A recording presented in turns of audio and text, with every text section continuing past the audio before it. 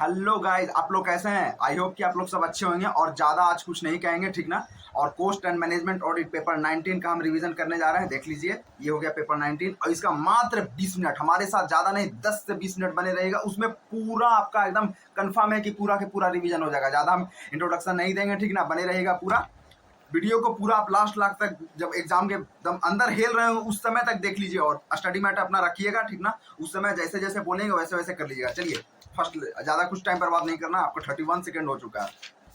15 chapter है, 15 chapter खत्म भी कर देंगे, ज़्यादा नहीं। सब चीज़ हम रखे हुए हैं बगल में, ठीक ना। तो खत्म कर स्टार्ट करते हैं, देखते हैं। मात्र 15 से 20 मिनट बने रहेगा, ठीक ना, लास्ट तक पूरा मोटिवेशन के साथ। फर्स्ट चैप्टर क्या है? Basics of cost and management audit. इसमें क्या छह पॉइंट पढ़ना है। इसमें nature of cost audit, genesis of cost audit, objective of cost audit और utility, eligibility and cost accounting standard. Nature क्या कहता है? कोस्ट ऑडिट का कोई भी मतलब कहता है कोस्ट ऑडिट का नेचर बताओ, क्या इसका कैसा नेचर है, किस प्रकार से नेचर रहता है। कॉस्ट अकाउंट किसी चीज का भी अकाउंटिंग का डिफिनेशन सब प्रोसेस में जाता है। जैसे अकाउंटिंग, मैनेजमेंट सब प्रोसेस है, तो कोस्ट अकाउंटिंग का भी अगर डिफिनेशन देखेंगे तो cost accounting is a process of identification, measurement and क्या assignment to cost various cost object. ये हो गया, उद्देश्य को पूरा करता है। क्या करता है मतलब वो पहले आइडेंटिफाई करता है, क्लासिफाई करता है, मेजरमेंट करता है और कॉस्ट में वो बांट देता है। ये कॉस्ट अकाउंटिंग का ये है, क्योंकि सिग्रीगेट करता है ना कॉस्ट अकाउंटिंग। अब ठीक, ये सीमा भी दिया है कॉस्ट ऑडिट का। क्या दिया है? कॉस्ट ऑडिट सीमा, मतलब जो लंदन वाला इंस्टीट्यूट है। Cost audit the verification of correctness of cost accounts and adherence to the cost accounting plan. जो हम कॉस्ट अकाउंट का करेक्ट करते हैं या कॉस्ट अकाउंटिंग प्लान जो बनाते हैं उसका ये वेरिफिकेशन करते हैं, वही मेरा कॉस्ट ऑडिट है। और कुछ नहीं बोलेंगे। जेनेसिस क्या है, कब कब ये स्टार्ट हुआ था और इसका ओरिजिन क्या है। तो ओरिजिन अगर हम देखेंगे कॉस्ट ऑडिट का, तो ओरिजिन जो है कॉस्ट प्लस बेसिस पर लिया गया था। इंडिया में कब आया था? ये 1944 में आया था। इंडिया में कब आया था? 1944 में। और 1959 में ये स्टैट्यूटरी पार्लियामेंट से रजिस्टर्ड हुआ। लेकिन अगर आपका पूछेगा कि इंट्रोड्यूस कब हुआ, तो इंट्रोड्यूस हुआ 1965 में, ठीक ना। इसका देख लीजिएगा, आ जाता है ऑब्जेक्टिव में। और कुछ नहीं देखेंगे। और 2014 में इसका कॉस्ट ऑडिट रूल बना था, जो कि सीआरए हम लोग सेकंड चैप्टर पढ़ेंगे, उस पर पूरा सीआरए बेस्ड है। अब हम कुछ नहीं बोलेंगे। नेचर हो गया, जेनेसिस हो गया, और आप लिख सकते हैं इतना। ऑब्जेक्टिव क्या? कोई किसी भी प्रकार का ऑब्जेक्टिव अगर ऑडिट में पूछे तो उसमें एकदम सब होता है। ये डिटेक्ट्स फ्रॉड एंड एरर, ये तो तुम लिख ही दो। वेरीफाई कॉस्ट अकाउंट, कोई भी चीज का वेरीफाई नहीं करता है ऑडिट। हम क्या करने जाते हैं? वेरीफाई करने जाते हैं।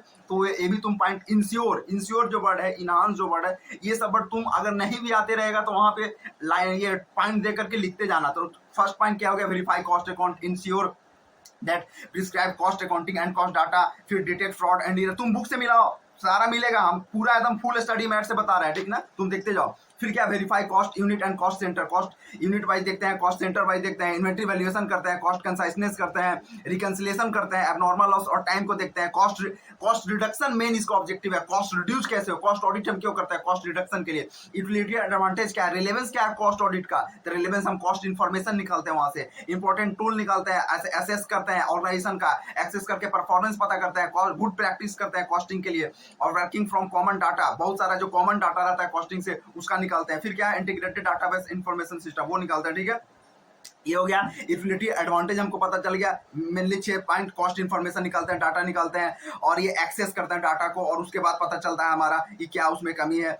Eligibility for appointment of cost auditor, cost auditor को कैसे अपॉइंट करते हैं? ये सेक्शन 141 ऑफ कंपनीज एक्ट 2013, और ये जो रूल्स है, रूल 2014 में दिया हुआ, लेकिन section 148 of the 148 companies act 2000, मतलब 141 और 148 दोनों बताता है। 141 एलिजिबिलिटी बताता है, 148 जो बताता है कि मतलब कौन कौन से एलिजिबल नहीं होंगे, तो बाकी जो नहीं होंगे वो होंगे।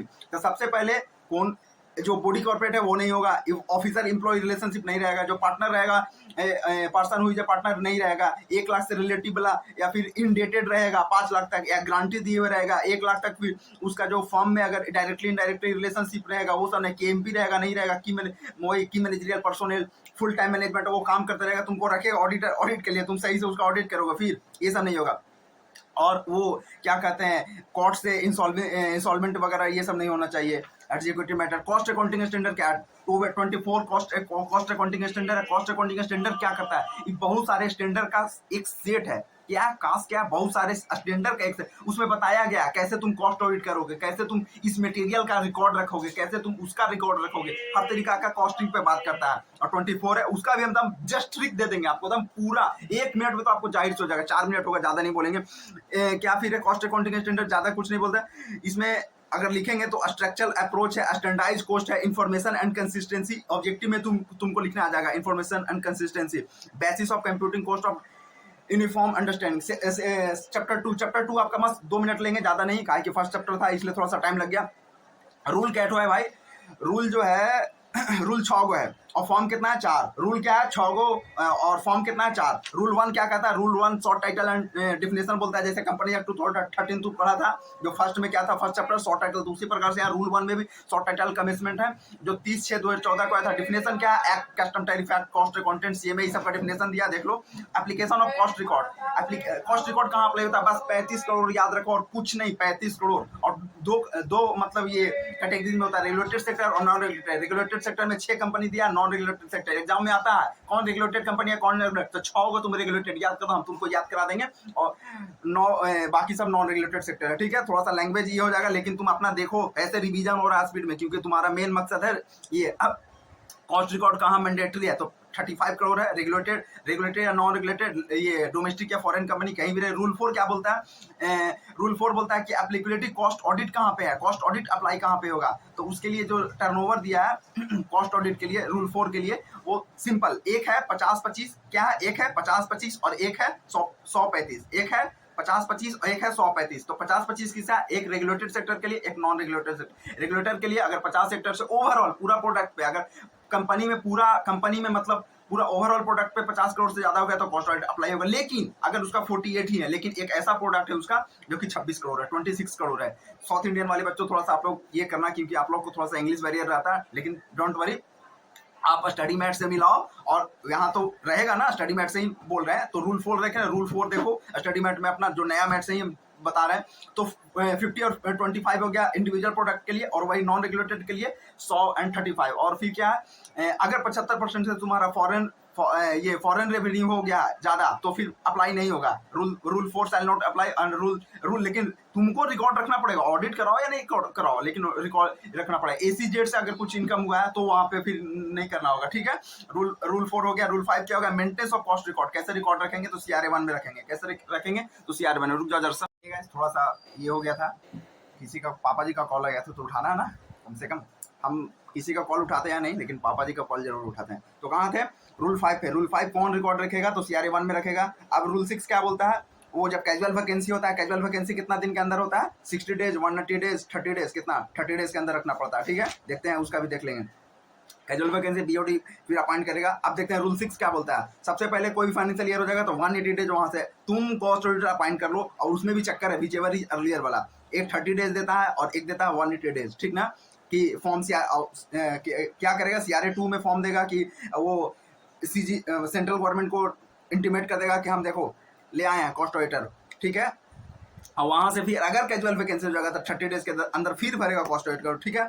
फिर अगर कैजुअल वैकेंसी के बाद भी अगर अपॉइंट हो जाता है तो वहां से 30 डेज CRA 2 में दे देगा ये CG को। अब कॉस्ट अगर अपना कर लिया, वो ऑडिट कर लिया, तो वहां से क्या CRA 3 में कंपनी को देगा। अब कंपनी CRA 3 ले करके वहां से, वो भी CRA 3 क्या तुम्हें देगा? XBRL में क्यों देता है? क्योंकि कंपनी उस डाटा को चेंज नहीं कर दे। XBRL ऐसा एक फॉर्मेट है, ओके, ठीक है। अब वहां से CRA 4 में 30 डेज के नहीं, कॉस्ट 180 डेज के अंदर cost audit report submitted with in 40 days. अच्छा, रूल 5 में वो CRA 3 जमा करता है। कॉस्ट ऑडिट जब जमा होता है कॉस्ट ऑडिट के द्वारा, तो वहां से 180 डेज के अंदर जमा हो जाता है। अब जब वहां से लेकर के CRA 3 जब कंपनी जमा करेगा, सेंट्रल गवर्नमेंट को जमा करना होता है, तो वहां से कितना CRA 4 में करेगा, XBRL 4 में, ठीक है। अब CRA 1 में क्या क्या होता है? 31 पॉइंट है, ज्यादा कुछ नहीं। तो तुम जो कास पढ़े हो या तुम्हारा कुछ भी भेजा में है, कॉस्टिंग वाली बात वही चीज है। अब जैसे देखो क्या क्या है, मटेरियल, एम्प्लॉय, ये सब तुम जाते हो, यूटिलिटी, डायरेक्ट एक्सपेंस, ये तुमको पता होगा। Unit measurement, consumption, by product, WIP, pollution control, royalty, technical know of, transportation, research, fixed asset, ये सब तो पता ही होगा। इसको याद करने का कोई जरूरत नहीं, ऐसे तुमको हम बता दिए, ठीक है। तुम्हारा हो गया CRA 1 में क्या क्या है। और फिर CRA 2 में क्या आता है, CRA 2 में voice name general information. Main बात इसमें क्या है, जनरल इन्फॉर्मेशन तुमको लिखना होगा, सीन नंबर होता है, ठीक ना, ऑब्जेक्टिव में पूछता है। CRA 3 में क्या होगा, तो CRA 3 में तुम्हारा हो जाएगा average cost statement. Average cost statement क्या होता है, छोटा में होता है, ठीक ना, ये पार्ट सी में। और सर्विस सेक्टर के लिए होता है पार्ट, अच्छा हाँ, CRA 2 के बात करें तो वो पार्ट है, इसका एनेक्सचर का पार्ट है, वो हम बताने लग गए थे। ये CRA 1 में क्या, CRA 1 में 31 पॉइंट तुमको बता दिए। CRA 2 में क्या, जनरल इन्फॉर्मेशन, सीन, फाइनेंशियल डाटा डिटेल्स वगैरह। CRA 3 में क्या था, जितना भी ऑडिटर्स का जब ऐड किया गया उसका नाम बताना पड़ेगा। और फिर CRA 3 में ही है अनेक्सचर CRA 3 में ही है, तो उसका फिर कैसे होगा, ये annexure two cost audit report. कैसे कॉस्ट ऑडिट रिपोर्ट है, तो उसका 4 अनेक्सचर है, part A, part B, part C, part D. तो पार्ट ए में जनरल इन्फॉर्मेशन रहता है, पार्ट बी में मैन्युफैक्चरिंग सेक्टर के लिए रहता है, कैसे production, utilities, industry, average cost statement, ये सब होगा। पार्ट सी के लिए भी वही हो जाएगा, average cost statement, quantitative information, details रहेगा। पार्ट डी में जो अलग चीज है, product and service profitability, profit reconciliation, related party transaction. CRA 4 में क्या, CRA 4 में भी वही चीज आ जाएगा, लेकिन थोड़ा बहुत अलग रहेगा, इसमें जनरल इन्फॉर्मेशन भी रहेगा, इंडस्ट्री सेक्टर वाइज रहेगा, और अटैचमेंट रहेगा XBRL में। अब हो गया, अब बाकी अंदर तुम देख लेना। अब तुमको बताए थे कि रेगुलेटेड और नॉन रेगुलेटेड में कैसे तुम ये पता करोगे, तो छह चीज तुम रेगुलेटेड का याद कर लो। Telecom industry, electricity company, petroleum gas company, drugs fertilizer company और शुगर और अल्कोहल कंपनी। ये तुम 6 को याद करो रेगुलेटेड, बाकी सब अनरेगुलेटेड, ठीक है। तुम जब भी आ जाएगा तुम दिमाग में बैठाना काची कच्ची है, पहले शुगर, और उसके बाद टेलीकॉम, उसके बाद फर्टिलाइजर, उसके बाद ड्रग्स एंड ये, फिर उसके बाद पेट्रोल गैस, 6 चीज हो गया, इलेक्ट्रिसिटी हो गया, बाकी टैंक, डिफेंस, इनऑर्गेनिक, माइनरल, सीमेंट, ये सब, पोल तोल, मिल्क पाउडर, एजुकेशन, जितना भी प्लास्टिक सब हो गया तुम्हारा। जो चैप्टर 2 है भाई, हम तुम्हारा खत्म कर दिए। लाइक उक करते रहना। अब हम चलते हैं स्पीड में चैप्टर 3 की तरफ। चैप्टर 3 क्या है, cost audit documentation and audit process. कहता है कैसे तुम डॉक्यूमेंट, उसके जब कॉस्ट ऑडिट कर लोगे तो उसका प्रोसेस क्या रहेगा, डॉक्यूमेंट कैसे बनाओगे। तो audit documentation, what is audit documentation, कैसे, मतलब अगर पूछ देगा कि ऑडिट डॉक्यूमेंटेशन का मतलब क्या होगा, तो उसमें मटेरियल तुम वर्किंग पेपर रखोगे, क्योंकि प्रूफ रखना पड़ता है तुमको भाई। हम कंपनी में ऑडिट किए हैं तो वहाँ पे प्रूफ रखना पड़ता है, आपको रखना पड़ेगा, तो बिना प्रूफ रखे हुए आपको नहीं ये, तो वही ऑडिट डॉक्यूमेंटेशन मीन्स आपका ऑडिट वर्किंग पेपर हो गया, जो आप किए हुए रिटेन, जो कॉस्ट ऑडिटर द्वारा आपका लाइन बाय लाइन, मतलब ये बुक से पढ़े, स्टडी मैट से ही पढ़ा रहे हैं। ऑडिट फाइल मीन्स 1 और मोर फोल्डर, स्टोरेज मीडिया में तुम रखोगे, इलेक्ट्रॉनिक डिजिट में कैसे रखोगे तुम समझो। ऑडिट फाइल मतलब बहुत सारा जो कम्बिनेशन ऑफ फाइल या फिर स्टैंडर्ड ऑफ फाइल, जो भी कह लो। ऑडिट वर्किंग पेपर, देखो ऑडिट डॉक्यूमेंटेशन में क्या रखना पड़ता है, audit working paper. Audit working paper में क्या होता है, जब डेली तुम वर्क करोगे ना, उसका एक पेज या किसी प्रकार से तुम मेंटेन कर रहे हो, तो उसका रखना ऑडिट स्टेज। 3 स्टेज में कौन कौन, planning, performing and reporting. Planning, performing, reporting. Planning में तुम प्लानिंग करोगे, कैसे अंडरस्टैंड करोगे, कैसे रिस्क आइडेंटिफाई करोगे, उसका risk and material assessment. Perform में क्या करोगे, परफॉर्म में वही तुम ऑडिट करोगे, पहले तो प्लान कर लियो, उसके बाद परफॉर्मिंग, एग्जीक्यूट करोगे प्लान को। फिर ऑडिट प्रोसीजर, ऑडिट फाइंडिंग, मतलब ऑडिट में तुम क्या क्या लाए वो देखोगे। फिर रिपोर्टिंग में कंक्लूजन और रिपोर्टिंग कंक्लूड कर दोगे, ठीक है। यही 3 चीज़ है, प्लानिंग, परफॉर्मिंग एंड कंक्लूडिंग, और कुछ नहीं है खास। Principal practical step of audit process, कैसे कैसे तुम प्रैक्टिकल करोगे। तो सबसे पहले ऑब्जेक्टिव होता है, ऑब्जेक्टिव पकड़ोगे कि मैनेजमेंट का क्या है नहीं है। फिर उसके बाद प्री कंडीशन है, उसके बाद फिर प्लानिंग, अंडरस्टैंडिंग है, प्लानिंग, मतलब वही तीनों से सब एग्जीक्यूशन, तीनों से ही 5 शो बनाया है। क्रिटिकल स्टेप चैप्टर 4 कॉस्ट और प्रोफेशनल इथिक्स एंड रिस्पॉन्सिबिलिटी। भाई तुम ऑडिट करने जा रहे हो, तुम ऑडिटर बन के जा रहे हो, कॉस्ट ऑडिटर बन के जा रहे हो, तो ऑडिटर तुम्हारा एक प्रोफेशनल इथिक्स होना चाहिए, तुम्हारा एक कोड ऑफ कंडक्ट होना चाहिए। अगर तुम कुछ गलती कराएगा तुमको ऊपर फाइन लगेगा, या फिर तुम्हारा एक अच्छा बिहेवियर, ऐसे जैसे हम तुमको पढ़ा रहे हैं इसी ड्रेस में तो नहीं चला जाओगे, तुम्हारा एक ड्रेस एक मेंटेन रहना चाहिए। चलो ठीक है, आगे पढ़ते हैं, ज़्यादा नहीं, काहे कि ज़्यादा तुम जानते हो तुम्हारा मेन मकसद है रिवीजन कराना, ठीक है। तो हम पढ़ते हैं, इसमें 5 पॉइंट है। कॉस्ट ऑडिटर का definition, professional ethics, duties, punishment and false statement. तो डिफिनेशन क्या है, कॉस्ट ऑडिटर का, जो कॉस्ट ऑडिटर अपॉइंट होता है किसके द्वारा, बोर्ड के द्वारा, या फिर जो CMA रहता है, CMA ही कॉस्ट ऑडिटर के लिए अपॉइंट होता है। ये नहीं कि तुम जॉब कर रहे हो कि हाँ ITC में, उसके बाद तुमको कॉस्ट ऑडिटर अपॉइंट कर लेगा, कभी नहीं होगा, ठीक है। और बाकी CWA 1959 डिफिनेशन में लिखा हुआ है, वो देख लेना। प्रोफेशनल इथिक्स क्या है, प्रोफेशनल इथिक्स है क्रेडिबिलिटी रहना चाहिए, तुमको सारा चीज जानकारी मिल रहा है, तुम ऐसे ही शेयर कर दोगे नहीं, वहाँ तो हमको ये मिला, वहाँ हमको वो मिला, ये तुमको रखना चाहिए। प्रोफेशनल ये इंटीग्रिटी होना चाहिए, ऑब्जेक्टिविटी होना चाहिए, फिर कंपिटेंस होना चाहिए, कॉन्फिडेंशियलिटी होना चाहिए, प्रोफेशनल बिहेवियर होना चाहिए। तुमको एक प्रोफेशनल बिहेवियर, जो कि हम पहले ही तुमको बता चुके हैं। ड्यूटीज क्या क्या होना चाहिए? ड्यूटीज 4-5 चीज में होना चाहिए, जो एक्ट के हिसाब से लिखा हुआ है, तुम एक्ट के हिसाब से करोगे, रूल्स के हिसाब से करोगे। जैसे तुमको पहले से प्लानिंग में या तुमको बोर्ड के द्वारा डिस्कशन हुआ था, उसके हिसाब से करोगे। उस दूसरा में क्या है, mutatis and mutandis, as it is and मतलब इसका मुटैटिस का मतलब होता है एज इट इज, जो लॉ और प्रोविजन वही तुमको बोल चुके हैं। और उसके बाद nature of fraud, approximate amount parties involved, मतलब कुछ भी इस प्रकार से रहेगा फ्रॉड वगैरह का, उसको तुम अपना देख लोगे। ये तुम्हारा ड्यूटीज में है। पनिशमेंट क्या है? अगर तुम गलती करोगे तो तुमको पर फाइन वगैरह होगा। कितना फाइन होगा? सबसे पहले तो बोलता है 6 मंथ, कहीं भी होता है ज़्यादातर 6 मंथ होता है, और उसके बाद 10 ईयर तक हो सकता है। बाद में तुमको पर इम्प्रोचमेंट जेल वगैरह भी हो सकता है 3 साल का, अगर ज़्यादा गलती करोगे तो। और 448 के तहत बाद में ये लगता है, पहले 447 के में लगता है। अगर तुम जानबूझकर गलती कर दिया तब तुमको पकड़ेगा। चलो, और कुछ नहीं है प्रोफेशनल एथिक्स में। अब इसमें क्या है, शेड्यूल 1, शेड्यूल 2। शेड्यूल 1 में क्या है? प्रोफेशनल मिसकंडक्ट पूछता है शेड्यूल 1 में क्या है प्रोफेशनल का। शेड्यूल 2 में क्या है? Professional misconduct relation to members institute service. अब तुम सबसे पहला क्या बोला? Relation to cost accounting. तुम प्रैक्टिस कर रहे हो, उसमें कुछ गलती कर रहे हो भाई, तो वहां पे तुमको अपना ये हो जाएगा। पार्ट 2 में, शेड्यूल 2 में क्या है? मिसकंडक्ट इन सीएमएस सर्विस। तुम अपना सीएमएस सर्विस में अगर कुछ ये कर रहे हो, मतलब मेंबर, अच्छा तुम मेंबर्स लेने में अगर कुछ ये सब कर दियो इंस्टीट्यूट से। फिर पार्ट 3 में क्या? Misconduct in generally deem to guilty in professional misconduct. अगर तुम जानबूझ करके गलती कर रहे हो, नहीं दे रहा, जानकारी नहीं दे रहा वहां पे, तो ये हो जाएगा 5 ईयर तक प्रैक्टिस बाद लगाएंगे तो गिल्टी हो जाएगा। पार्ट 4 क्या था?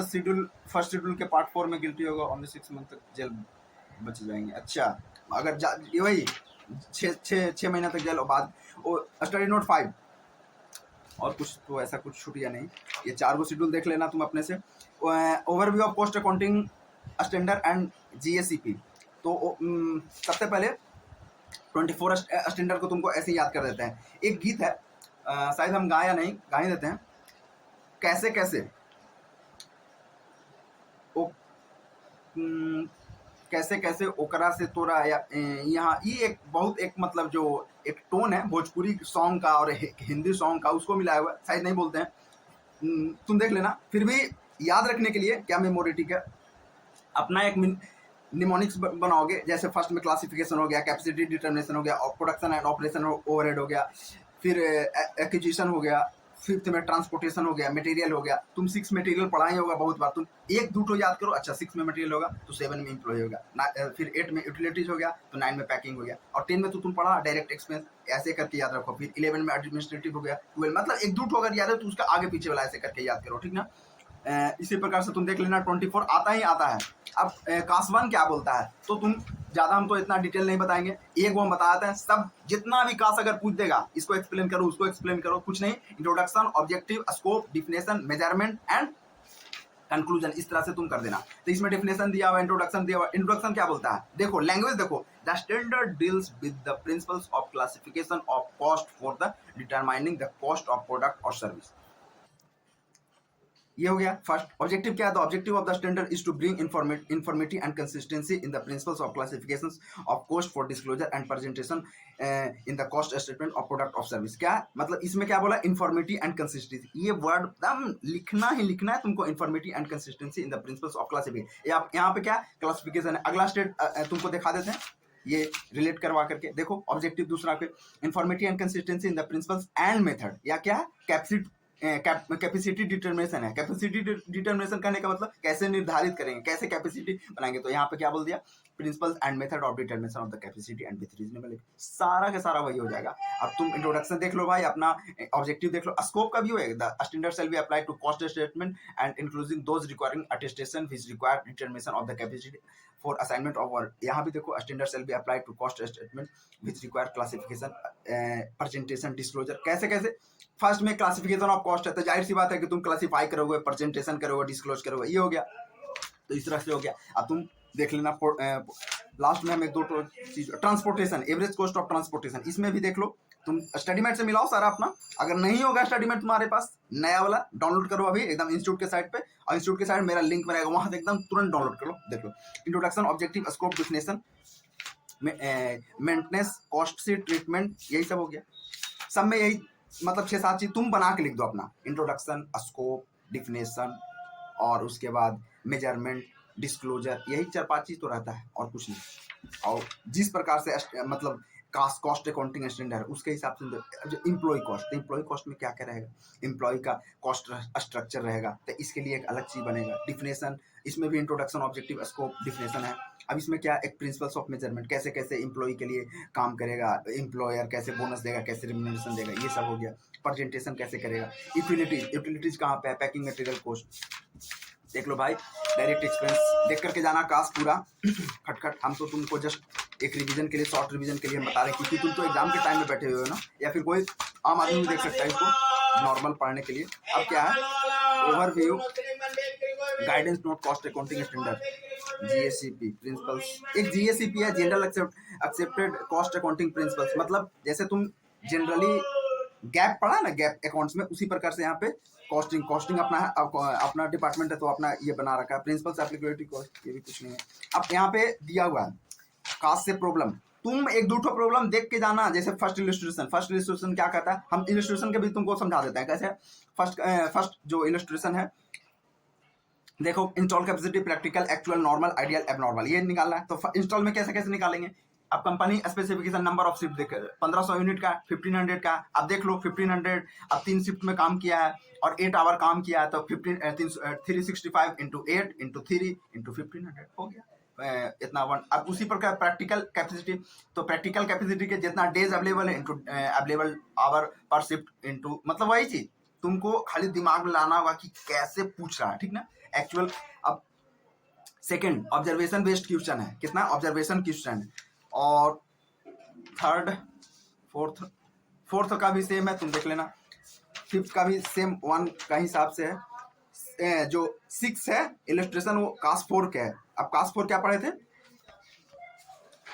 कास्ट जो 4 था वो क्या था, कैसे कैसे, तो वही एक्विजिशन सप्लाई ऑफ, ये है कॉस्ट ऑफ प्रोडक्शन का है, तो तुम कास्ट 4 के हिसाब से अपना बना लेना। अब हम ज्यादा कुछ नहीं चलेंगे इसमें। अब कॉस्ट ऑडिटिंग स्टैंडर्ड से तुमको पूछता है भाई, ये 4 गो है, तुम देख लेना 1 2 3 का क्या है। कॉस्ट ऑडिटिंग स्टैंडर्ड पहला जो फर्स्ट है वो planning and audit of cost statement, तुमको आ जाएगा कि 1 का क्या है, 2 में क्या बोलता है, ऑब्जेक्टिव इसका क्या। तो बस कुछ नहीं करना है, जस्ट ओवरव्यू करना है, विजुअलाइज करना है मन में बस। फर्स्ट क्या, 101 क्या, कॉस्ट ऑडिटिंग स्टैंडर्ड। 101 क्या है, planning and audit of cost statement. दूसरा क्या है, कॉस्ट ऑडिट डॉक्यूमेंटेशन। तीसरा क्या है, ओवरऑल ऑब्जेक्टिव। बस मन में 1-2 कोड रखना है, उसके बाद तो सारा याद हो जाएगा। फोर्थ क्या है, नॉलेज ऑफ द बिजनेस। हम क्या क्या देखें, देखो, प्लानिंग, डॉक्यूमेंटेशन, उसके बाद ओवरऑल ऑब्जेक्टिव, और फोर्थ क्या है, नॉलेज ऑफ बिजनेस, मतलब planning, documentation, overall business and knowledge of the business, ठीक है। ओवरऑल ऑब्जेक्टिव ये हो गया। अब तुम इसमें भी कॉस्ट ऑडिटिंग स्टैंडर्ड में भी इंट्रोडक्शन, ऑब्जेक्टिव, स्कोप, डिफिनेशन, ये चीज हो गया। एप्लीकेशन गाइडेंस, इसमें क्या, एप्लीकेशन गाइडेंस एक नया चीज आया है, रिक्वायरमेंट एक नया चीज है। उधर भी रिक्वायरमेंट आता है और उधर भी एप्लीकेशन, लेकिन उधर कम में आता होगा, देख लेना। इसमें यही 4-5 चीज लिख देना। एप्लीकेशन गाइडेंस इसमें सब में लिखना है, देख लेना, ठीक ना। एप्लीकेशन गाइडेंस यहाँ पे नया चीज है। एप्लीकेशन गाइडेंस रिक्वायरमेंट क्या है, कॉस्ट ऑडिटिंग स्टैंडर्ड बोल देगा। एक्सप्लेन 103 क्या था, ओवरऑल ऑब्जेक्टिव। देखो तुम देखो, मैट में मिलाओ, तो तुम क्या लिखोगे, इंट्रोडक्शन, डिफिनेशन, स्कोप, उसके बाद मेजरमेंट, उसके बाद क्या, एप्लीकेशन गाइडेंस, रिक्वायरमेंट बताया ना अभी नया चीज हो गया भाई। इसका भी study note, cost audit programme बताता है कैसे कॉस्ट ऑडिट करोगे, हर एक चीज का एक नया चैप्टर है कॉस्ट ऑडिट, ठीक है। अब इसमें ऑडिट पर्सनल फॉर असिस्टेंट, तुम 3 चीज देखोगे। फर्स्ट में factors in planning cost audit assignment, तुम जब कॉस्ट ऑडिट करते रहोगे, तुमको असाइनमेंट मिला हुआ, तो कैसे 3 चीज करोगे, requirement of audit personal, documentation, quality control, ये 3 चीज पे फोकस करोगे। ऑडिट पर्सनल मतलब कौन करेगा, कौन जाएगा, मतलब तुम्हारा फॉर्म है तो तुम अपने जाओगे, कोई स्टूडेंट को भेजेगा, डॉक्यूमेंट्स कैसे होगा, कौन अच्छा से डॉक्यूमेंट्स कर पाएगा, क्वालिटी कंट्रोल, वहां का मतलब किस प्रकार से क्वालिटी कंट्रोल को ये असाइनमेंट करेंगे, ये तब।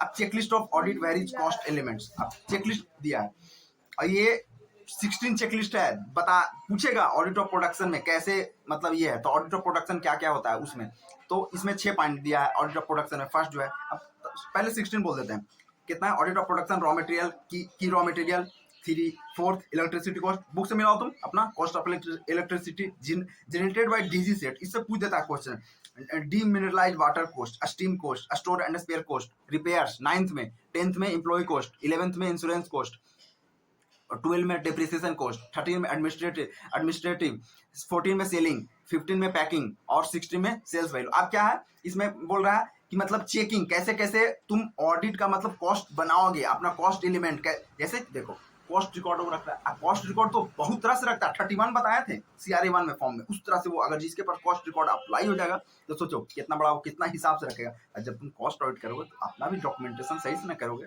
तो इसलिए बताया कैसे तुम प्रोग्राम जो करोगे सही से करोगे। अब देखो इसमें 16 प्रोडक्शन का, अगर प्रोडक्शन डिपार्टमेंट का तुम ऑडिट कर रहे हो तो कैसे करोगे, उसमें इंश्योर करोगे proper inventory balancing, closing stock, opening stock, capacity utilisation, अब नॉर्मल कैसे कैसे हुआ, एक्चुअल प्रोडक्शन पूछ भी सकते हो, टेबल देख सकते हो, उसका टेबल बना सकते हो। अब टेबल दिया है कैसे कैसे तुम देखोगे अपना opening stock, production, external, internal, closing stock, देखो तुम मिलाओ अपना ऑडिट ऑफ रॉ मटेरियल में तुम कैसे देखो, फर्स्ट में चीज वही चीज आया था, इन्वेंट्री बैलेंसिंग, ओपनिंग और closing, input output ratio, rice of raw material कहीं एक जगह से दूसरे, रिसर्च एंड डेवलपमेंट पर क्या हुआ है, फिर to change raw material cost to production, FIFO LIFO कैसे यूज किया है, स्टोरेज कैसे किया है, ये सब ओवर यूजेज हो गया तब क्या हुआ है। देख लो भाई तुम अपना audit of cost electricity DG set का, डीजल जहाँ पे डीजल यूज किया जाता है बहुत बड़ा मतलब डीजल, तो डीजल में कैसे आवर काउंट हो रहा है, कैसे यूनिट लग रहा है, कैसे उसका डीजल लग रहा है, तो ये सब देखेंगे मीटर किस हिसाब से। अब बहुत से स्टीम कॉस्ट, बॉयलर जहाँ पे बॉयलर इंजन यूज होता है वहाँ पे स्टीम कॉस्ट होता है, तो स्टीम कॉस्ट का जब ऑडिट करने जाओगे तो कैसे करोगे, तो सारा चीज तुमको बता दिया भाई। और लास्ट में जो दिया है इसका जो चैप्टर स्टडी नोट जो 7 है, स्टडी नोट 7 का 7.3 overall checklist of the cost audit programme, क्या क्या सबसे पहले नेचर ऑफ बिजनेस देखोगे, उसके बाद objective, ownership, corporate structure, company records, familiarization, familiarity with organization, familiarity with company, sales policy, production planning, accounting system, management information system, internal audit, cost record. अब study note 8 ज़्यादा नहीं 10 minute और बने रहो, 20 minute बोले थे और 25 मिनट अप्रॉक्स हो गया, ज़्यादा नहीं 10 मिनट और। Preparation and filing of cost audit report, तो कैसे करोगे, और ये मतलब XBRL हम तुमको शॉर्ट में इसका बोलते हैं, XBRL में दोगे, CRA 3 देगा कौन, कंपनी को ऑडिटर देगा, CRA 4 में वहां से 30 डेज के अंदर वो जमा कर देगा, और कुछ नहीं है। पूछता है कि XBRL का चीज है, तो एक टैक्सोनॉमी है, एक डिक्शनरी है उसका, XML इसका फैमिली है। स्टेप्स क्या क्या है, सबसे पहले क्रिएट करोगे, डाउनलोड करोगे, लोड करोगे, वैलिडेट करोगे, उसके बाद PDF स्क्रूटनी करोगे, कन्वर्ट कर दोगे PDF में, अटैच कर दोगे CRA 4 में, और उसके बाद सबमिट कर दोगे CRA 4। कौन करेगा CRA 4, कंपनी करेगा, ठीक है। और XBRL एरर भी कुछ होता है थोड़ा बहुत, तो कनेक्टिविटी अगर नेट वगैरह के ये हो गया तो ये सब एरर हो जाएगा, और कुछ नहीं। स्ट्रक्चर कॉस्ट ऑडिट, तो स्ट्रक्चर देख लेना। Management reporting issue under cost audit, management मतलब management reporting issue under cost audit कैसे, मतलब परफॉर्मेंस मैनेजमेंट गोल को अचीव करने में मदद करता है। क्या परफॉर्मेंस मैनेजमेंट क्या है, गोल को अचीव करने में मदद करता है ऑर्गेनाइजेशन का। तो इसके लिए हम अगर ये करेंगे परफॉर्मेंस एनालिसिस फर्स्ट में, तो परफॉर्मेंस एनालिसिस जो है ये इसका कैसे देखेंगे, अरे इधर से उधर हो रहा है, कोई बात नहीं, तुम अपना फोकस करो, रिवीजन पे, ठीक ना। तो परफॉर्मेंस एनालिसिस में क्या है, बेसिस, ऑब्जेक्टिव, क्राइटेरिया, तो कैरेक्टरिस्टिक। तो परफॉर्मेंस एनालिसिस का बेसिक ऑब्जेक्टिव क्या है, सबसे पहले 3 वर्ड हम शुरू में बोले थे, improve, enhance and frauds and. यहाँ तो फ्रॉड्स एंड एरर नहीं आएगा, लेकिन एक वर्ड आ रहा है इंप्रूव आ रहा है, ऑप्टिमाइज आ रहा है, ऑप्टिमाइज द प्रोडक्ट। अब क्राइटेरिया, तो क्राइटेरिया कैसे, तो effect on productivity, resource utilization, liquidity, risk, quality, competence, ये सब पे criteria, audit and ideal report. तो ऑब्जेक्टिविटी देखो, कैपेबिलिटी देखो, कंप्रेसिवनेस देखो, पूरा कवरेज देखो, ट्रेंड मेजर्स देखो, मैकेनिज्म क्या है, परफॉर्मेंस एनालिसिस। आफ्टर एनालिसिस मतलब एनालिसिस करने के बाद क्या कैसे करोगे, तो 4-5 चीजें देख लेना, कंप्लेसिंग प्रोसेस, कस्टमर सेटिस्फाइड कैसे, स्टेप्स क्या क्या रहेगा परफॉर्मेंस एनालिसिस। तो किसी चीज का भी स्टेप्स भाई शुरू में बोले थे, अकाउंटिंग का डेफिनेशन, कॉस्ट अकाउंटिंग का डेफिनेशन, किसी चीज का प्रोसेस, आइडेंटिफिकेशन, यहाँ फर्स्ट चीज आ गई, identify and understand, choose strategy, identify and activities, analyse, cost implication, evaluation, notes for the term, finalise. देख लो तुम अपना याद कर लेना। कंटेंट्स क्या रहेगा परफॉर्मेंस एनालिसिस का, तो contents performance and capacity, utilisation, utilities. अब देखो बार बार कैपेसिटी है, तो देखो कैपेसिटी हर जगह पे जाएगा, market, customer, working capital, man power, ये सब हो गया भाई, और कुछ नहीं है इसमें खास। प्रोडक्टिविटी एंड इफिशिएंसी एनालिसिस, ये भी उतना कोई खास नहीं है, जो खास रहेगा वही बताएंगे भाई। मार्केट कस्टमर प्रॉफिटेबिलिटी, मार्केट के हिसाब से कैसा रहेगा। मैन पावर एनालिसिस कोई खास नहीं है। Planning the report of performance analysis, planning और रिपोर्ट ऑन परफॉर्मेंस एनालिसिस के देखो क्वालिटेटिव क्वांटिटेटिव एक्शनेबल ट्रेंडिंग, ये चीज हम पढ़ चुके हैं पहले भी।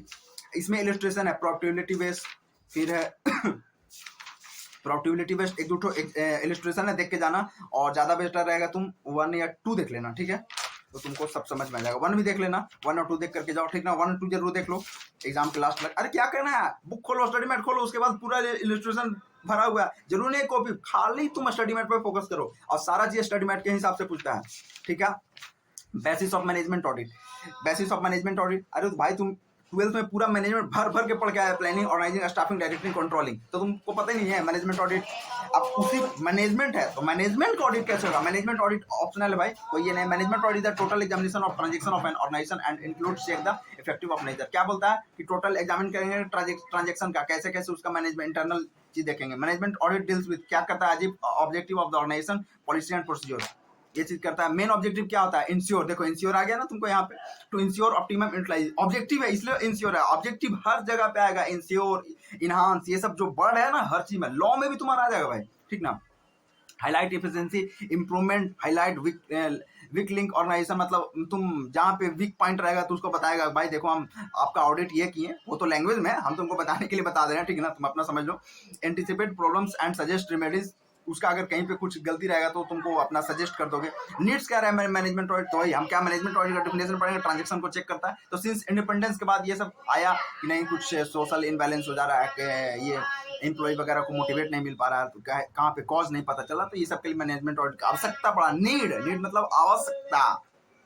बेनिफिट्स क्या है, तो बेनिफिट जाहिर बात है, मेन ऑब्जेक्टिव क्या था, ensure optimum utilisation, high efficiency बता रहा था। तो यहाँ पे भी वही चीज आ गया, हेल्प करेगा मैनेजमेंट को पॉलिसी और प्रोसीजर मेकर बनाने में, अचीव करेगा प्लान करने में, इंप्लीमेंटेशन करने में, शॉर्ट एनालिसिस बताएगा, वो डेवलप करेगा कंट्री। अगर सब सारे ऑर्गेनाइजेशन का मैनेजमेंट सही हो जाएगा तो उसके पास सारा प्रोडक्शन सही से जाएगा, सारा लेबर एंड ये सब पैसा कम लगेगा, तो उसको पूरा इंडिया को भी फायदा होगा, क्योंकि प्रोडक्शन ज्यादा होगा तो एक्सपोर्ट ज्यादा होगा, अपना कंट्री में ये होकर के भी ये जाएगा। सब कोई मैनेजमेंट करता है, तुम अपना टाइम मैनेजमेंट करते हो पढ़ने के लिए, अभी तुम मैनेजमेंट कर रहे होगे कि कौन पढ़े कौन न पढ़े, कैसे आएगा क्या आएगा, तो तुम भी। स्कोप क्या है, the scope manager sir supervisor organisational structure equipment and facility. Uses of management audit, uses कहाँ पे है, तो वही चीज आएगा फिर सारा चीज, assist and stabilizing, reviewing and improving performance, correct decision, मतलब कहाँ मैनेजमेंट, तो यूजेस कहाँ होगा, तो करेक्ट डिसीजन लेने में, एड्स इन डिजाइन मेंटेनेंस करने में, कहा है कि तुमको मैनेजमेंट ऑडिट करके बता दिया है कि आपका यहाँ पे गलती है ये सब देख लेना। फिर क्या, थोड़ा सा पानी लग गया, कोई बात नहीं। अब देखो मैनेजमेंट का फंक्शन पढ़ चुके हो तुम, planning, organising, staffing, directing, controlling, उसमें कोऑर्डिनेटिंग आ गया, कोऑर्डिनेटिंग तुम पढ़ चुके हो, कोऑर्डिनेटिंग कोऑपरेशन एक था, मोटिवेटिंग तुमको डायरेक्शन चैप्टर में था, इनोवेटिंग ये 12th का वाला बात है, तुमको हम ज्यादा नहीं बताएंगे। अब management internal audit and financial cost में क्या डिफरेंस, एक्सपेक्टेशन, मैनेजमेंट का अप्रेजल देखता है, अप्रेजल मतलब कोई गलती वगैरह ये तो उसको सुधार करना, इंटरनल में असिस्ट करता है, फाइनेंशियल में स्पेसिफिक एंड स्टैच्यूटरी ऑडिट, मतलब वो फाइनेंशियल जो स्टैच्यूटरी ऑडिटर होता है। एटीट्यूड क्या आता है, मैनेजमेंट ऑडिट आपका फ्रेंड जैसा रहेगा, कहाँ गलती हो रहा है भाई बता दो, वो इंटरनल ऑडिट पॉलिसी की तरह होता है, पुलिस की तरह होता है, दम जांच करेगा, गलती है। स्टैच्यूटरी एक्सटर्नल रहता है, फोर्स मैनेजमेंट वही वॉलंटियर बोले थे, इंटरनल स्टैच्यूटरी रहता है, और जो स्टैच्यूटरी तो स्टैच्यूटरी रहेगा, फाइनेंशियल कॉस्ट। एरिया क्या है, कंप्लीट मैनेजमेंट पूरा चेक करेगा ऊपर से नीचे तक क्या है, और मेनली पास्ट और प्रोसीड्यूरल, मतलब जो पास्ट के हिसाब से कैसे रहा है ये, फिर क्या तुम्हारे पास स्ट्रक्चर है, और स्टैच्यूटरी या फाइनेंशियल कॉस्ट है वही समझो। तो स्पेसिफिक ऑब्जेक्टिव पे देखेगा, एवेल्यूएशन क्या है, क्वालिटी पे देखेगा, ये मैनेजमेंट इफेक्टिवनेस देखेगा, और ये क्वालिटी इंटरनल क्वालिटी देखेगा, और फाइनेंशियल पास्ट डाटा पे, क्योंकि स्टैच्यूटरी ऑडिट पास्ट डाटा पे ही होता है, ठीक है। और मैनेजमेंट ऑडिट रेगुलर है, इंटरनल रेगुलर है, लेकिन फाइनेंशियल एनुअल है, ठीक है। स्टेप्स क्या है, पानी भी आ गया। मैनेजमेंट ऑडिट का स्टेप्स क्या है, सिलेक्ट कर लो, एरिया एस्टेब्लिश कर लो, एक्चुअल रिजल्ट देख लो, प्लानिंग ऑपरेशन मेजरमेंट देख लो, ये सब देख लो। अब देखो इसका भी मैनेजमेंट ऑडिटिंग प्रोसीजर का भी आ गया, तो फिर यहाँ पे बात आया identification, possible control, review of internal audit, physical inspection, test exam करेंगे, टेस्टिंग क्या, टेक्निक क्या है, तो अकाउंटिंग और economic policy technique, scientific technique, statical technique. अब देखो टेक्निक कोई भी आया, साइंटिफिक टेक्निक, तो साइंटिफिक टेक्निक जाहिर सी बात है नेटवर्क एनालिसिस लगे, मैथमेटिकली लगे, साइंटिफिक क्या करता है, मैथ यूज करता है, भर भर के मैथ यूज करता है, या फिर फिजिक्स केमिस्ट्री तो यहाँ देख आ गया, साइंटिफिक टेक्निक कंप्यूटर तुम दिमाग लगाओगे, प्रोडक्ट मिक्स ये सब देखोगे, नेटवर्क देखोगे, मैथमेटिकल। स्टैटिकल में क्या होता है, सैम्पलिंग बेसिस पे, मतलब 1000 गो है तो हम उसमें से कितना कर लेंगे, 4-5 देख लेंगे, 100 देख लेंगे, अपने हिसाब से देख लेंगे, सारा तो चेक नहीं करेंगे। अब पर्सोनेल एटीट्यूड के हिसाब से training method, general technique, statistical theory. अब जनरल में भी स्टैटिकल थ्योरी है, ब्रेन स्टॉर्मिंग, ट्रांसफर प्राइसिंग, ये सब देख लेंगे। और मैनेजमेंट ऑडिट रिपोर्ट में उसका कैरेक्टरिस्टिक क्या, तो patience, compression, brevity, timeless, motivate, formatting. Management audit in different function, ये पूरा फुल प्रैक्टिकल है, तो इसमें कुछ नहीं है। Management audit in different function में इसमें पढ़ना है कॉर्पोरेट ऑब्जेक्टिव। कॉर्पोरेट का ऑब्जेक्टिव क्या होता है, corporate objective of the overall objective of the organisation that influence the directions of the corporate strategy. Corporate का उद्देश्य क्या होता है, पूरा ऑर्गेनाइजेशन को कॉर्पोरेट स्ट्रेटजी, जो मतलब पूरा वर्ल्ड में, कॉर्पोरेट वर्ल्ड में जैसा चल रहा है, कॉर्पोरेट का मतलब ऑब्जेक्टिव, कॉर्पोरेट स्ट्रेटजी, उसके हिसाब से ही नहीं कि हम अपने हिसाब से कर, अपना हिसाब से तो सब कोई करता ही है, लेकिन जो रूल्स एंड रेगुलेशन है उसके हिसाब से चलेगा, तो उसको लिए सारा चीज को ध्यान में रखना पड़ेगा। उसके लिए क्या क्या ध्यान में रखेगा, protect, improve Naik position and numbers of athletic brand America, ये बताया है, नाइक कंपनी ये लाया था मैनेजमेंट ऑडिट का। तो कॉर्पोरेट कल्चर, मतलब कॉर्पोरेट कल्चर जैसे भाई जिस कंपनी, अपना अपना कंपनी का कॉर्पोरेट कल्चर होता है, ठीक ना, तो कॉर्पोरेट कल्चर मतलब जिस लोग जिस वे में जी रहे हैं उसी तरह से काम कर रहे हैं, कैसे कैसे काम हो रहा है, ठीक ना। Culture is the no west the win set the through in the world, ये मेथड अर्नोल्ड दिया है।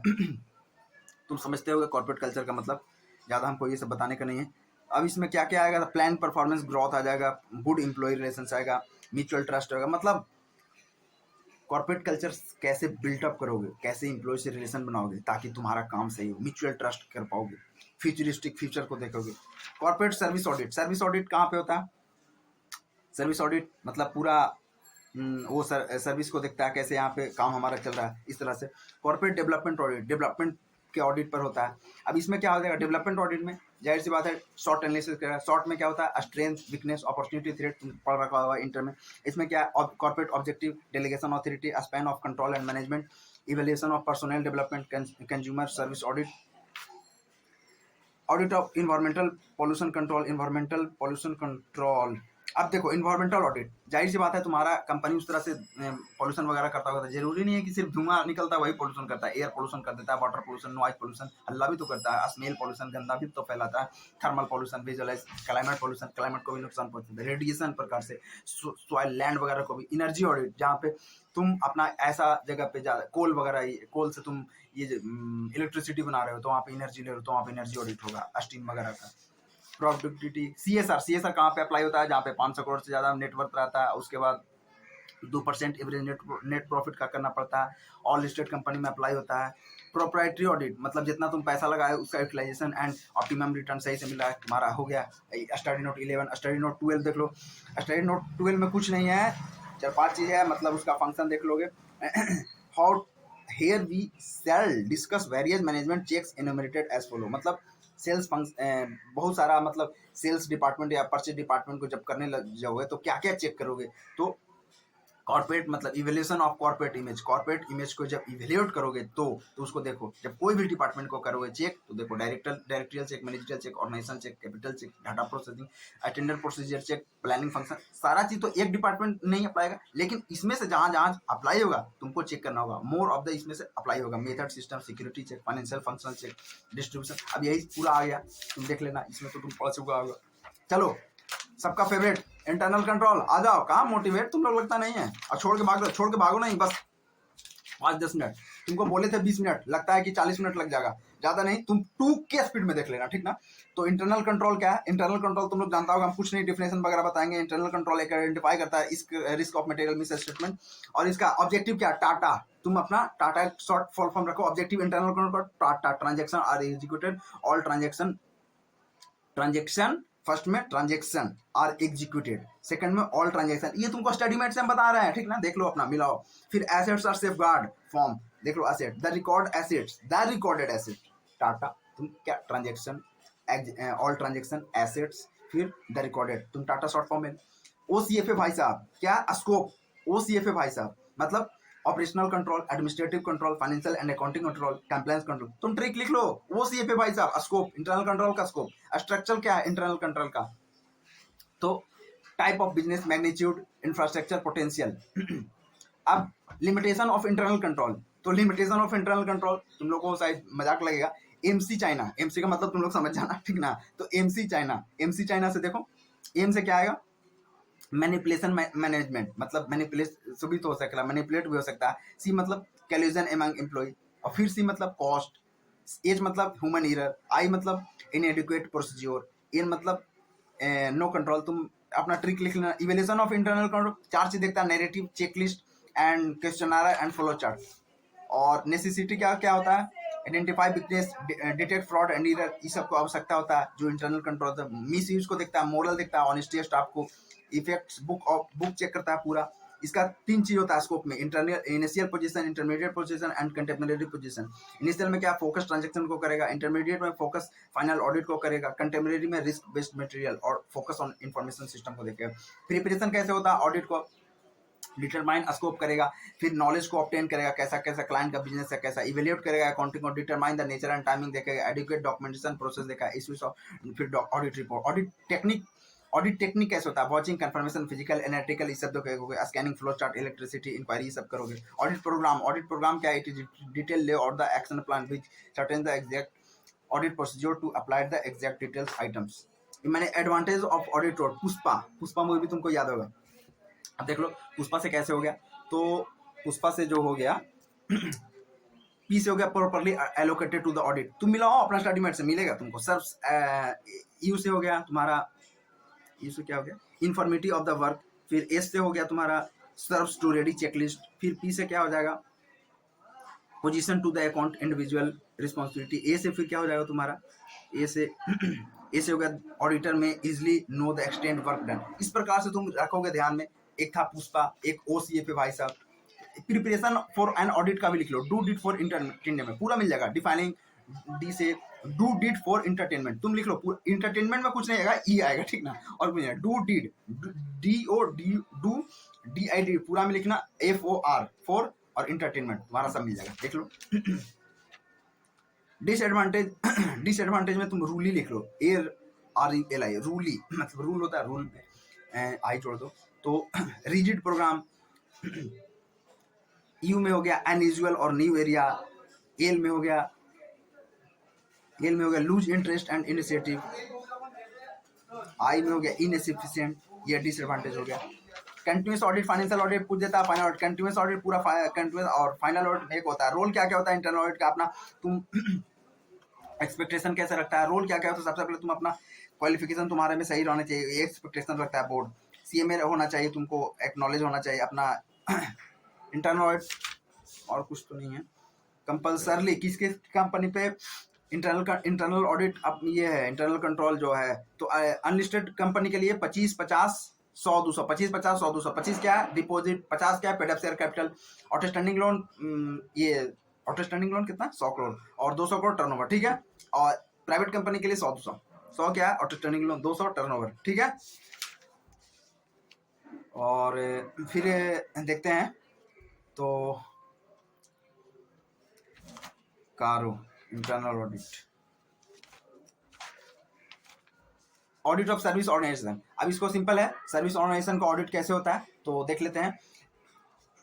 10 पॉइंट है, 10 पॉइंट है, क्या क्या है? Hospital, hotels, educational, cooperative, self help और groups, non government organisation, local bodies, government expenditure and audit of. तो हॉस्पिटल, सबसे पहले कहीं भी ऑडिट करने जाओगे सर्विस ऑर्गेनाइजेशन में, सबसे पहले तुम अपना लेटर ऑफ अपॉइंटमेंट देखोगे। अगर इस तरह से नहीं रहेगा कुछ तो फिर ट्रस्ट डीड देखोगे। सेकंड में चार्टर, उसका ट्रस्ट डीड देखोगे कैसे बना हुआ है कि नहीं, एग्जामिन। फिर उसके बाद स्टार्ट कर verify and internal check, internal control determine करोगे। वॉच एंट्रीज देखोगे। हॉस्पिटल में कैसे कैसे करोगे? हम हॉस्पिटल का ऑडिट किए हैं, वही गवर्नमेंट ऑडिट का, भर भर का बड़ा बड़ा हॉस्पिटल का किए हैं, एकदम पूरा डिस्ट्रिक्ट लेवल का ऑडिट का। जो डिस्ट्रिक्ट क्या, पूरा जो एक स्टेट में होता है ना, जैसे तुमको पता होगा बिहार का एक मगध यूनिवर्सिटी है, या दरभंगा का दरभंगा हॉस्पिटल, ये सब तुमको मालूम होगा। अगर नहीं मालूम होगा तो पटना का तो मेन हॉस्पिटल, या फिर रांची का जो मेन हॉस्पिटल, उस तरह का ऑडिट का हम हॉस्पिटल किए हैं, और वो बहुत अच्छा लगता है। तो आप लोग भी करेंगे, I hope. Best of luck सभी को। तो इस तरह से होगा। और वहाँ पे हम सबसे पहले अपना लेटर ऑफ अपॉइंटमेंट बनाए थे, उसके बाद हम उसका ट्रस्ट डीड वगैरह चेक किए थे, उसके बाद प्रीवियस ईयर का ऑडिट रिपोर्ट देखे थे, कलेक्शन कॉपीज बिल वॉचिंग उसका देखे थे, कैसे कैसे उसका टीडीएस वगैरह कट रहा है, सैलरी स्लिप ये सब देख लिए थे। और ये सब सारा चीज़ तो लिखा। होटल्स का क्या करेंगे, क्लब और रूम्स का वहाँ पे कैसे कैसे उसका मैनेजमेंट है ये सब देख लेंगे, प्रोसीजर परचेज देख लेंगे, कैसे बिलिंग बनाया है, फर्नीचर क्या है, सीसीटीवी कितना जगह लगा है, ये सब देख लेंगे। ऑडिट ऑफ एजुकेशनल, अब देखो एजुकेशनल में आ गया तो क्या बोल रहा है सबसे पहले एग्जामिन ट्रस्ट डीड, लेकिन यहाँ पे भी सबसे पहले तुमको जाकर के अपना लेटर ऑफ अपॉइंटमेंट देखना होगा, उसके बाद एक ट्रस्ट डीड एग्जामिन करो, मिनट्स चेक करो, मिनट सब में रहता है, ठीक ना। वहाँ तो हॉस्पिटल था, गवर्नमेंट ऑडिट था इसलिए, लेकिन मिनट्स, अब मिनट क्या है, मिनट कहने का मतलब जो एनुअल रिपोर्ट बनता है तो उसका एक ये रिकॉर्ड बनता है कि हम उस एनुअल जनरल मीटिंग में ये हमारा ये हुआ, तो उसका बाद मिनट बनता है, मिनट चेक कर लो। स्टूडेंट फी कैश बुक से मिलाओ, स्टूडेंट फी फाइन वगैरह मिलाओ, असिस्टेंट फी होटल जब हॉस्पिटल या हॉस्पिटल का एजुकेशनल अरे स्कूल वगैरह बंद था तो हॉस्टल चालू था, इस तरह से कैसे कैसे फी वगैरह से सही या डोनेशन वगैरह ली गई, इसी सब चेक कर लो। कहीं ना कोई दान दे करके तो स्कूल ये सब नहीं बना दिया और अपना प्रॉपर्टी बना दे रहा, कैसे कैसे वो। कोऑपरेटिव सोसाइटी का examine overdue dates, cooperative society आएगा तो जाहिर सी बात है कि बहुत लोग मिल करके बना होगा तो इंटरेस्ट का चक्कर होगा, तो इंटरेस्ट अच्छा से चेक करोगे, एसेट एंड लायबिलिटी सही से चेक करोगे, मेंबर्स का रजिस्ट्रेशन देख लोगे। सेल्फ हेल्प ग्रुप में background review and prefile file balance sheet, तो वहाँ पे cash in hand, cash at bank, loan, outstanding, fixed deposit, ये सब देख लेंगे। हेल्प ग्रुप मतलब सोसाइटी को रैंक देना, कोऑपरेटिव सोसाइटी को जब ऑडिट करोगे तो वहाँ पे रैंक देना पड़ता है किस तरह से ये। एनजीओ का ऑडिट करोगे तो वहाँ पे भी तुम अपना ये नॉलेज ऑफ वर्क मिशन देख लोगे, कैसा ऑर्गेनाइजेशन का लीगल चेक करोगे, लीगल चीज को सही से बना हुआ है कि नहीं। फिर कॉर्पस फंड रिजर्व ये सब चेक कर लोगे। लोकल बॉडीज का भी सेम है। चलो एनालिसिस ऑफ मैनेजरियल परफॉर्मेंस, ये पूरा ये है प्रैक्टिकल चैप्टर है।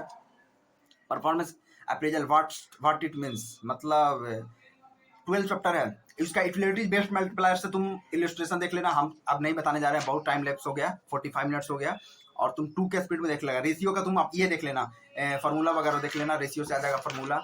और यूटिलिटी से तुम देख लेना, कंजम्पशन से देख लेना अपना, बेस्ट मल्टीप्लायर से। और बुक का ये किया है कि नहीं, अरे नहीं किया है ऑब्जेक्टिव कम से कम एमसीक्यू बीट क्वेश्चन से तो कम से कम ये तो कर लो। क्वेश्चन आया देख लो, क्वेश्चन आ रहा है ये वाला भी तो कम से कम कर लो, देख के जस्ट ओवर भी। अरे हमको एग्जाम से पहले बात करने से क्या फायदा, देख लो, समझा ना, सारा चीज देख करके जाओ। अब क्या है, सारा चीज best of luck all of you. Inter and final का था सारा, एकदम सारा जगह स्पीड में भेजो, और पूरा के पूरा तुम वीडियो देखा है, बहुत अच्छा लगा होगा तो लाइक और शेयर भी कर देना, सब्सक्राइब कर देना। हम तो कुछ ये सब बोलते हैं, तुम लोग खुद कर देता है, इसलिए best of luck, bye bye guys, फिर मिलते हैं। और आई होप कि हम प्रॉमिस तो नहीं करेंगे, देखेंगे अगर एसपीएम का रहेगा या फिर और नेक्स्ट चैप्टर का तो हम डाल देंगे, ठीक ना, तुम लोग देख लेना। ओके बाय, मिलते हैं फिर, ठीक है।